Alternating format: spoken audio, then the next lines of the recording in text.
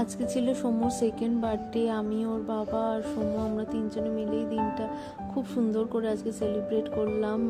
যেহেতু এবার ওর ঠাকুমা, দাদু বা মামা বাড়ি দাদা, দিদান, মাসি কেউই ছিল না, আমরা তিনজনই সেলিব্রেট করলাম। আর সমু যা যা পছন্দের, ও যা যা ভালোবাসে তাই করলাম। প্রথমে সকালে উঠে আমি পুজো দিয়ে নিলাম। এই যে পুজোতে এই ফুলগুলো সব আমার গাছের ফুল, আমি নিজে তুলে আজকে আমার গাছের ফুল দিয়ে আমার ঠাকুরকে পুজো দিলাম। যেহেতু আমার ছেলের জন্মদিন, তাই ব্রেকফাস্ট ওকে ম্যাগি বানিয়ে দিয়েছি। এটা শুধু আজকের জন্য, কোনো রকম মশলা ছাড়া এটা আমি ওকে বানিয়ে দিয়েছি।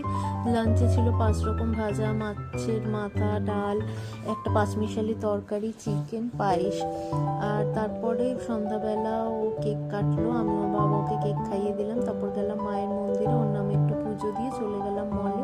টয় ট্রেন ওকে চড়াতে, ও এটা চড়তে ভীষণ ভালোবাসে। আসার পথে ওর জন্য এই গাড়িটা